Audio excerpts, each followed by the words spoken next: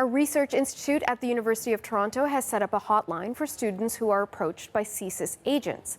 The Institute of Islamic Studies says it is concerned about Canada's spy agency approaching Muslim students. Educators there say they've seen almost a dozen cases in the last 18 months. Their hotline will allow students to get free legal advice and information on their rights. A co-creator of the hotline program says he is not sure what draws agents to the students.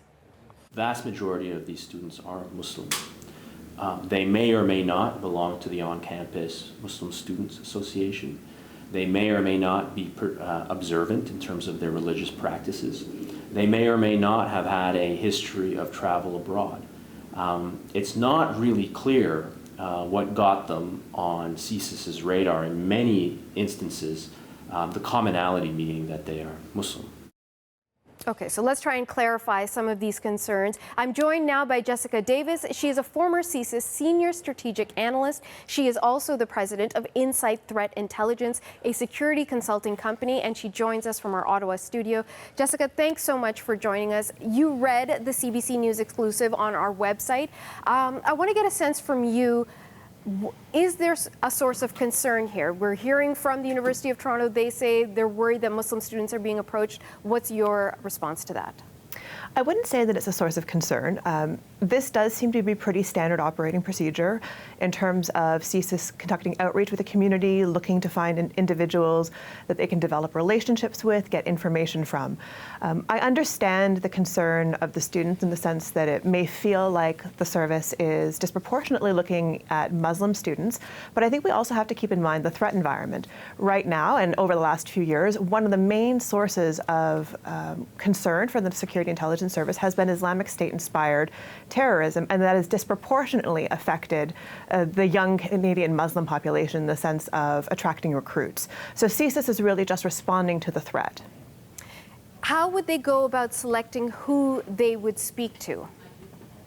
Well, that's a really operational question. So I think what we really need to look at is a little bit more about whether or not their approach has been as skillful as it could be, or whether or not these students understand the mandate of CSIS and understand what their rights and responsibilities are, which is one of the reasons why I really welcome this news about the student hotline and the legal advice, because I think one of the things that these students and Canadians in general really struggle with is a lack of understanding about the Canadian national security environment.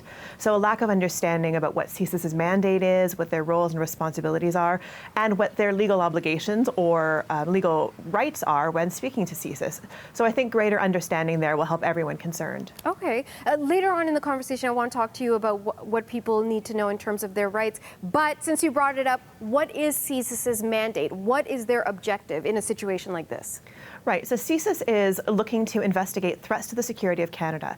In these kinds of situations, when it's approaching members of a community or the public at large, CSIS is really looking to establish relationships, maybe individuals who they can that have really important information for them, or who might in the future be a valuable source of information, but also community context. So while these students may feel like CSIS is looking for very specific information, in a lot of cases, CSIS may also just be looking to understand a community, a group, an organization better to potentially eliminate it as a potential threat. So it sounds like they're trying to have inroads. What we heard from, for example, Toronto Police Chief Mark Saunders about having folks work with the local police. This is on a national level, on a national security level. They want to get in touch with people on the ground to help them do their job. Am I understanding that correctly? Exactly. Okay. Do they do this with other community groups? I don't know the specifics of what CSIS is or isn't doing at the moment, but I would be surprised if they're not doing it with really any community group that can inform about threats to the security of Canada. And that could be terrorism related, it could be espionage related, it could be foreign influence related. So CSIS is actively doing outreach. And that's what we should expect from CSIS as well, in the sense that they're trying to be proactive. We should expect that they will be on the forefront of these threats and making inroads in these communities even before it becomes something that the public is really aware of. Okay, I really want to drill down on the issue that it is Muslims that have been approached. The University of Toronto's Institute says that, in fact, they've heard from 12 students in the past 18 months. We're having this conversation at a time where people are very concerned about racial profiling, where there is this concern that maybe Muslims are being disproportionately targeted by the police, perhaps unfairly targeted by the police. So, Again, what would be the logic in specifically going after Muslims? So certainly it's a reflection of the threat. So there is an ongoing threat from Al-Qaeda and Islamic State-inspired terrorism, which, as you know, disproportionately recruits from the Muslim population.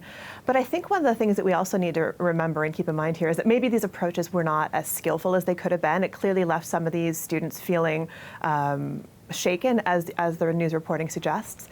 But one of the things that really needs to be brought forward here is that there is a complaints process for CSIS. So if any of these students feel like they didn't like the way that CSIS did their job, or didn't like the questions that they were asked, or thought they were outside of their mandate, the National Security Intelligence Review Agency is the place to go to make those complaints. And I would actually encourage Canadians to do that if and when they feel like CSIS has overstepped its boundaries, because first of all, that NCIRA can look into those complaints, but it also helps CSIS become more skillful and more sensitive in those kinds of approaches, because it's sort of a feedback mechanism as well. Okay. Jessica, thank you so much for your time today. My pleasure, Natasha. Jessica Davis is a former CSIS Senior Strategic Analyst.